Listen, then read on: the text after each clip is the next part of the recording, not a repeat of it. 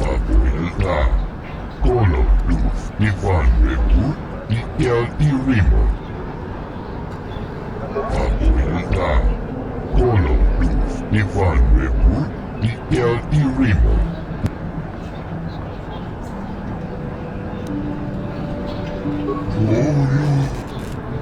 Antigua República.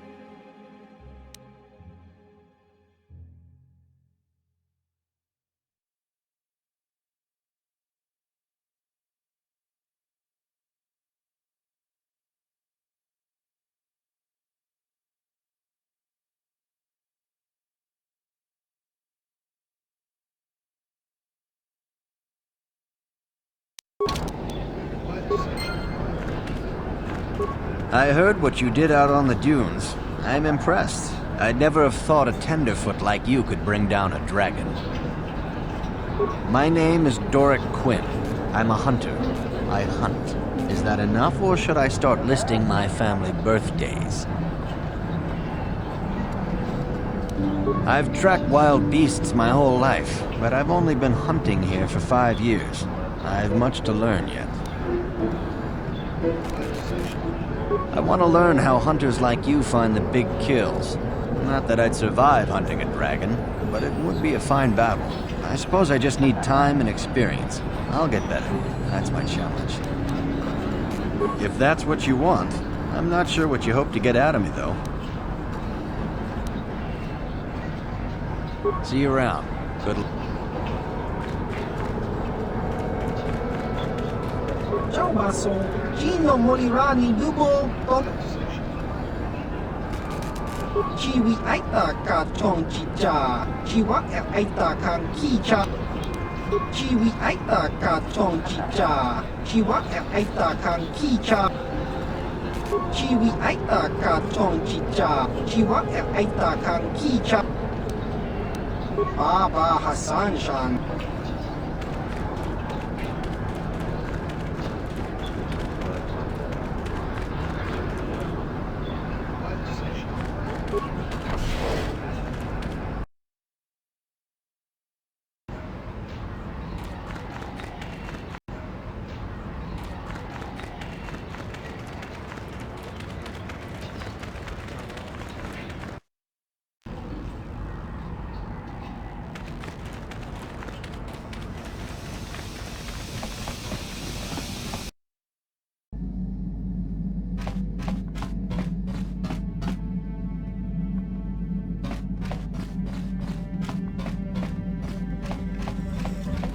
Got something on your mind, dude?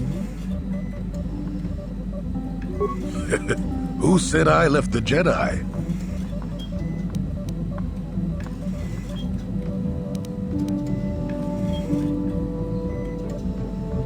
Well, technically I was only a Padawan. Not that that makes a difference to most, but as for the Order itself, no, I never left it. It left me. You know what I hate? Well, lots of things really, but I'm old and easily annoyed, but that's besides the point. What I really hate are how most people view the Jedi. Everyone thinks that the Jedi are perfect, that they can do no wrong. They think the Jedi Council is completely incapable of injustice.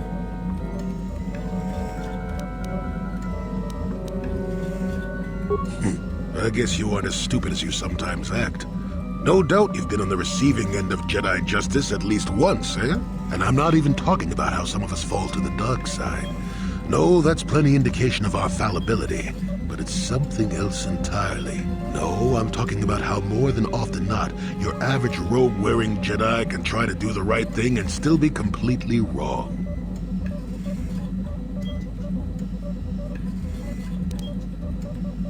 That's true, but it's not what I meant. I guess I'm not being clear, am I? Come to think of it, I don't have to be clear. Someone my age is entitled to ramble, damn it. But for your sake, I'll try to explain. I'll tell you a little tale about a Jedi master I once knew. Hortath, I think. Or was it Horthoff? I can never get it straight. Where was I then? Oh yes, Master Hortath. He was a kindly old Jedi who meant well, but the most nearsighted thing in the Corps, I swear. He would walk into walls, knock over tables, mistake apprentices for rancor beasts, that sort of thing. And he was too proud to submit to proper treatment. Some used to counsel him in the urge to use the Force, Master Hortath. Allow the Force to see for you. But he refused to believe that his eyes were failing. He simply squinted more and more as the years went on. The other Jedi resignedly passing it off as the amusing quirk of a compassionate old man. I'm not finished yet. Now shush! So, one day a young Padawan meets Master Hortath in the courtyard and, not knowing of his blindness, asks him for directions to the council. Quite sure of himself, Hortath gave the lad directions, which happened to lead back outside and away from the Enclave. The Padawan is confused, naturally, and he asks if Master Hortath is sure, and of course Master Hortath says that he is. The Padawan suggests that perhaps he should ask someone else, but the proud Hortath now feels insulted. He tells the Padawan to take the route he prescribed and no other. Rather dejectedly, the Padawan did as he was told, and so ended up leaving the Jedi Order forever. It was decided that the boy's fate was to leave the Order anyway, though whether that was out of respect for Hortath or because the boy went on to something else, we'll never know.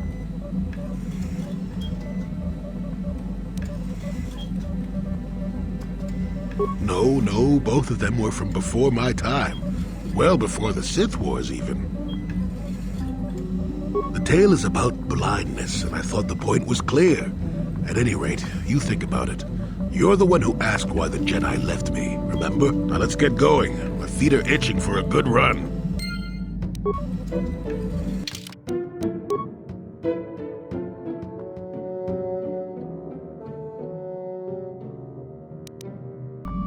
Statement. HK-47 is ready to serve, Master. Commentary. That is unnecessary now, Master. I have been returned to you and my memory core is now fully functional. Statement. My functionality has now been fully restored, Master. I exist to serve Revan as your personal battle droid. In time, my assassination protocol can be restored, and at that point I will once again endeavor to eliminate any meatbag opposition you may have.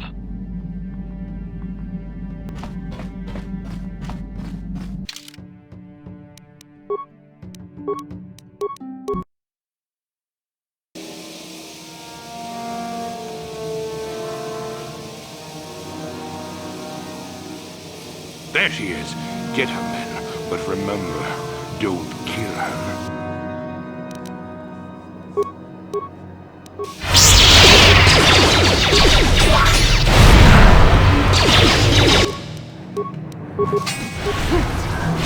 Let's go!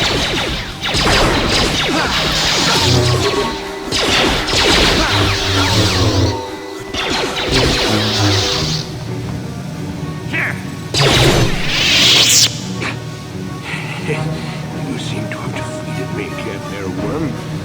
But I'll have the last laugh in the end. What do you mean?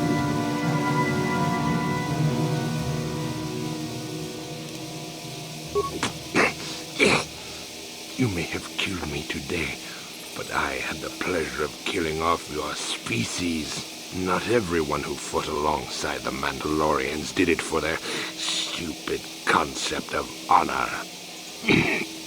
Some of us just did it for the pleasure. The pleasure of seeing your world burn. You animal! You wretch!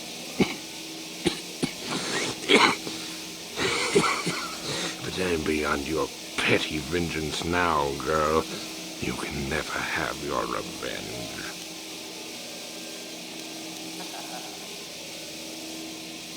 I will not give him the satisfaction of seeing me give in to the dark side. Worm, I killed your people on Cather in the sky.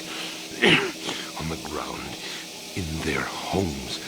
I hunted them down like the animals they were, just to see them burn. But the treacherous beasts fought back and left me with injuries that meant I could never fight again. Or so they thought.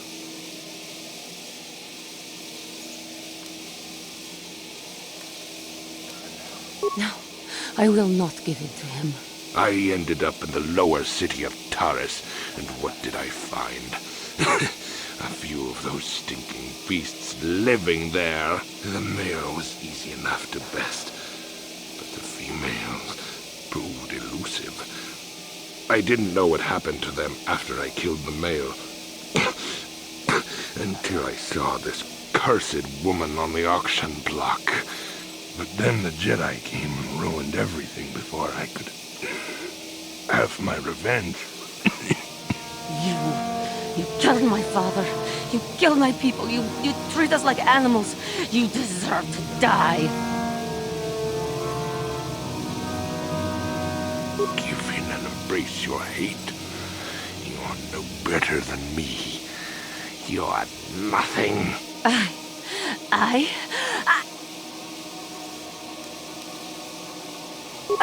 Help me, please. Do not let me give in to my anger again.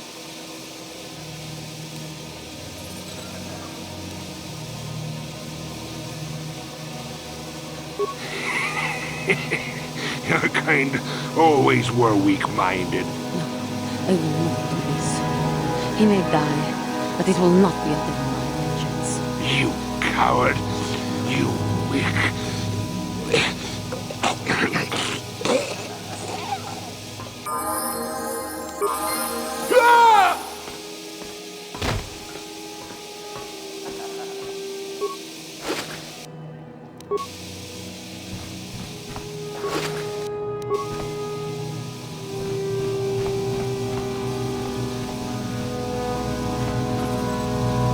That man was a beast!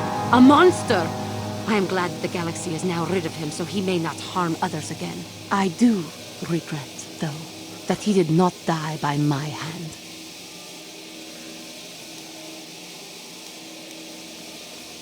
I know, but must I always fear the lure of the dark side? It was for the best. I am glad that you stood by my side during this. We should continue our journeys now. No reason for staying here for this.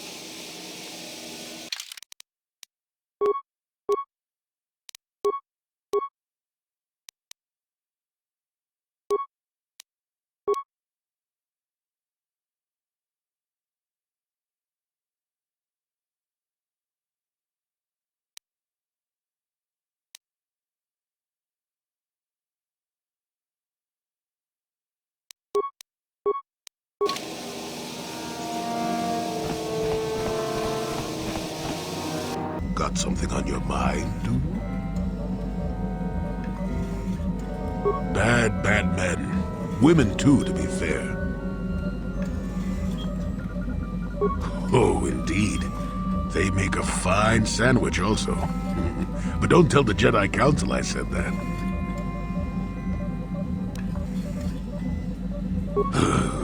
And just what gave you the impression that I know anything more about the Sith than you do?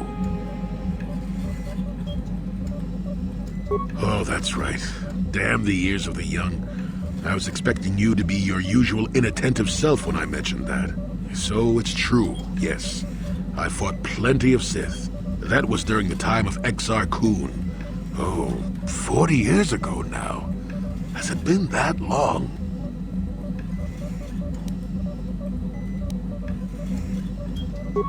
No, of course not. The Sith have come and gone for ages. They were not called the Sith many thousands of years ago, perhaps.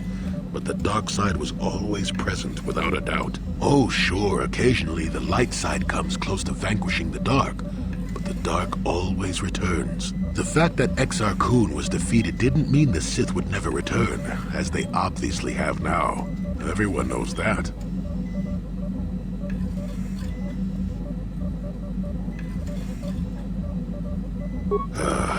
Exar was a Jedi who was corrupted by ghosts of the old Sith, or so they say. He attempted to conquer the Republic and create a new golden age of the Sith.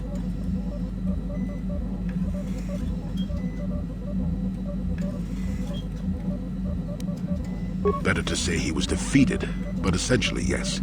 The victory did not come easily, however. That is not a pleasant time to remember. After Exar Kun fell to the dark side, he attempted to recruit other Jedi to his cause. What surprised us, what took us completely unprepared, was how utterly successful he was. Many Jedi joined him and became Sith themselves. Why they did, I will never truly know, but they did. Battle broke out throughout the Order, pupil against master. We fought ourselves.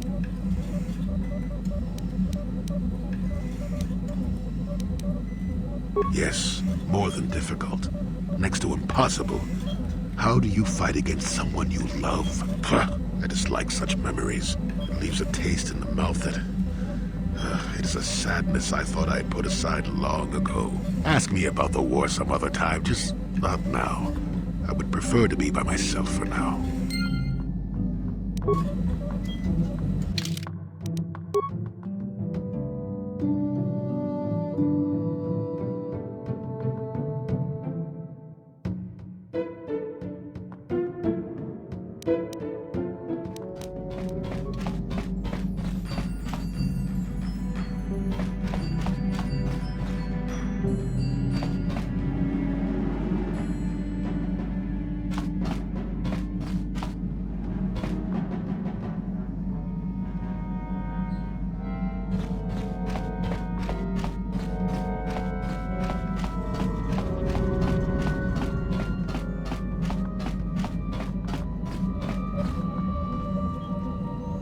Got something on your mind? Not particularly. I suppose you're going to nag me until I cough it up, aren't you? Nothing is private anymore, it looks like. There's no escaping it, I guess. So be it. My wife's name was Neyama. She was the Yukatis enforcer who shot me out of the sky, if you remember.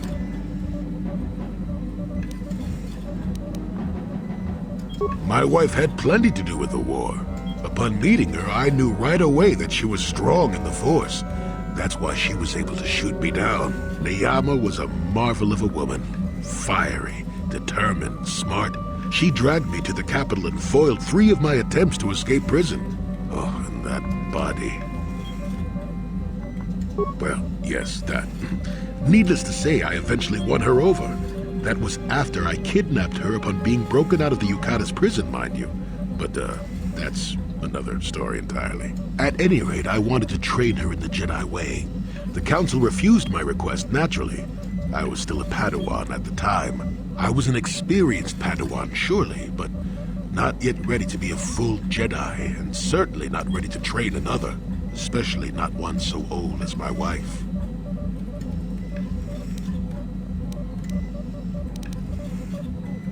I did. I wasn't the first, and I won't be the last. The problem with self-righteous folk is they think they're more right than everyone else. I believed in her and trained her in secret. I ignored her willful nature. I loved her too much to see fault in her. She loved me too. I know she did. At the time, our love was a shared bliss. Better than anything I had known before or since. Exar Kun is what happened. Neyama was inspired by Exar's promises of a new golden age. She wanted to join him. She came to me, pleading with me to throw aside what she called the decrepit trappings of the Jedi, to join her in Exar's war.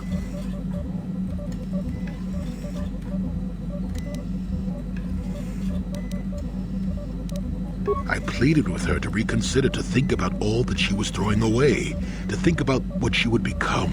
She would have none of it. Finally, in frustration, she attacked me. She drew her lightsaber and attempted to strike me down. It was a scene being repeated everywhere throughout the galaxy. Pupil against master. In my case, it was a long and terrible battle, but I defeated her. No, I had her at my mercy, disarmed and defenseless. She looked up at me and she knew I couldn't do it.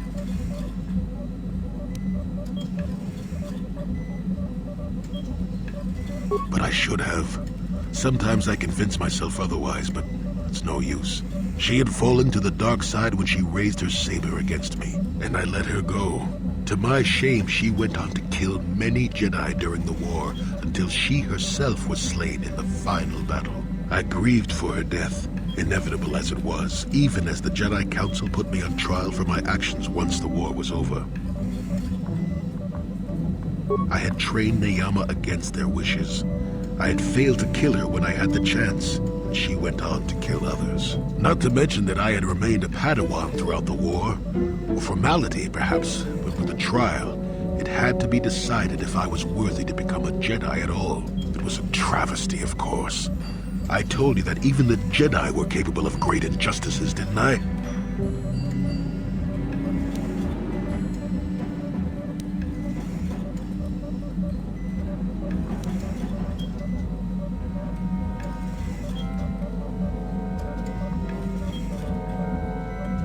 But I deserved to be tried. They found me innocent. Even though I deserved every punishment and more, they let me go.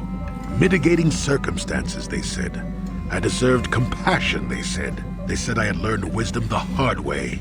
For all I had done during the war, they wished to raise me to full Jedi status at long last. That was when the Jedi left me. That was when they failed me.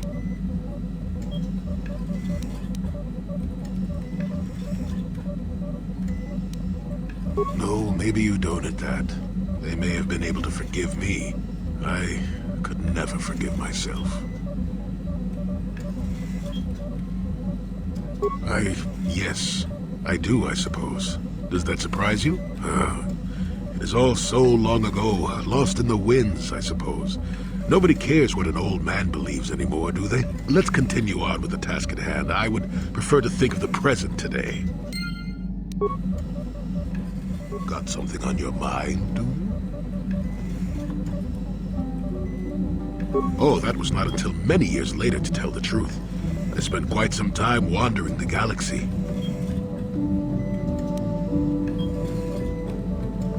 Nothing so extravagant. I merely traveled from place to place. I don't even think I knew what I was searching for. It wasn't as if my travels were pleasant either. There were plenty of folks who distrusted the Jedi after the war, or worse.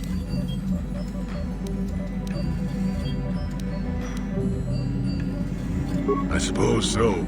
Not everyone would understand why the Jedi would suddenly start killing themselves and tearing up half the galaxy, would they? If people weren't treating me with suspicion, they were looking at me with greed. I don't know how many thought they could make use of me for their own ends. I got so sick of the treachery and deceit, I left the civilized parts of the galaxy and headed instead for the uncivilized parts. Actually, I was on my way somewhere else when I crash-landed on Kashyyyk. The ship I was using was a rust bucket. I'd taken some damage passing through an unexpected asteroid field, as I recall, but I wasn't completely without some systems. I could still guide her a bit when I crashed. It wasn't what I would call the smoothest landing, especially considering I ended up smack at the depths of the Shadowlands. But I lived.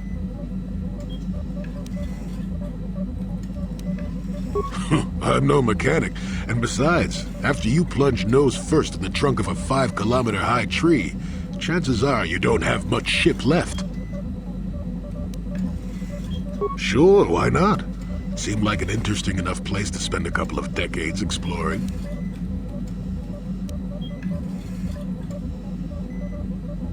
Oh, they did at first, oh yes. I can't say I was overly pleased to encounter a group of indigenous giant carpets either, I can assure you of that.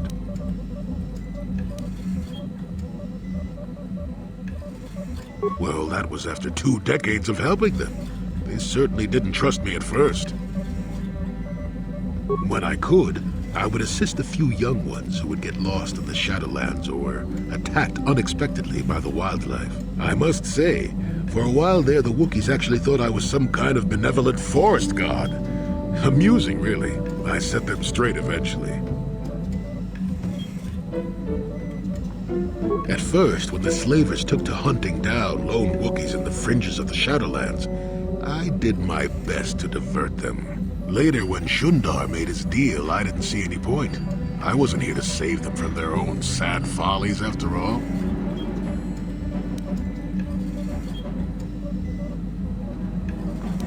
Nonsense.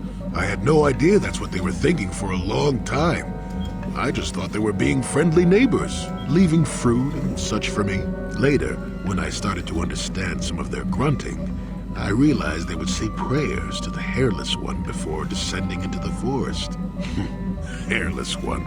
Used to have plenty of hair, I tell you. At any rate, it took a few bruises, but I set the record straight. I traveled to Rookwaro and met with the chieftain in front of everyone. Freyr swatted at me just to see if I was real or not. I was real, and while it was a light swat, Wookiees are terribly strong. I was knocked out cold for a day. The Wookiees all thought it was quite funny. Not really. Kashyyyk is a place you can feel very small in. It felt good to devote my time to helping people and living simply. What can I say? I did it all for the Wookiees. The Wookiees? Well, okay, maybe I needed some time on a quiet and remote planet, but if you ever need a friend, an incredibly strong hairball isn't a bad call. I suppose I am in a way, despite the smell. For a race of gardeners, they've developed quite interestingly. You remember the alien computer, correct? Kashyyyk was meant to be an agricultural planet. The Wookiees were made for a reason, or at least that's what I'm thinking. But I'm an old man who's had a long time to develop that opinion, so don't argue with me. At any rate, we should be moving along, don't you think? If you sat around this long in the Shadowlands, attack would eat you.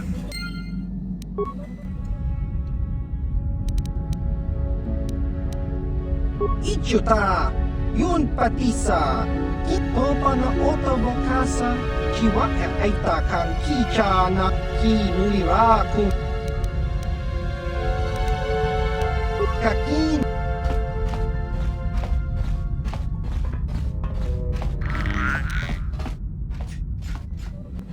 Got something on your mind, dude? Are we back to that again?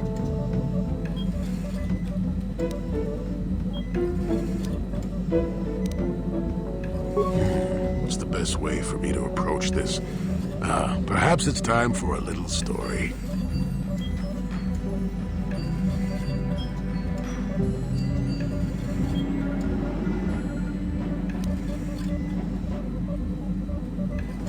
You just keep quiet there, you. I've had to put up with all your busybody questions, haven't I? Well, now you listen to a story, damn it! Now, where was I? Oh, yes, the story. You almost made me forget about it. Nice try, but I'm not that old just yet. Now then, a young man sees a terribly venomous snake in his small village. Nervous, he watches the snake carefully until it leaves. The young man follows the snake into the forest. He clears the branches out of its path and helps it over obstacles. He even works to keep it fed. Shush! Many nights pass, and still the young man continues to follow the snake. He even follows it into the sands of the great desert. In the desert, the snake eventually grows hungry. It turns and bites the young man, its poison quickly working its way into his system. Finally, curious, the snake looks at the boy as he lays dying and asks, "Why were you foolish enough to follow me all the way out into the desert?" The boy looks back and replies, "Did I follow you? I thought I was leading you away from everyone else." and then he died. Well, now, that's what I wanted to see for myself.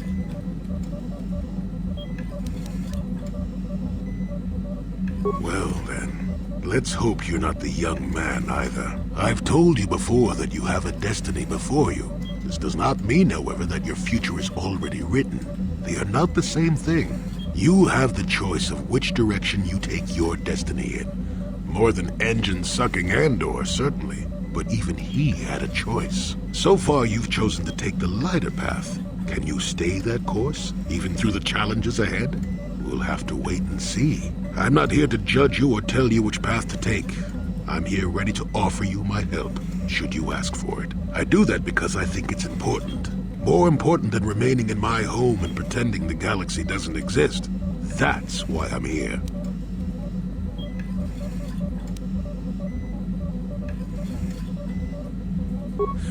I'm rather glad I came too, really. You're a fine young lad. I hope things turn out well for you. Now then, I've chatted enough for one lifetime. Let's get this show on the road, shall we?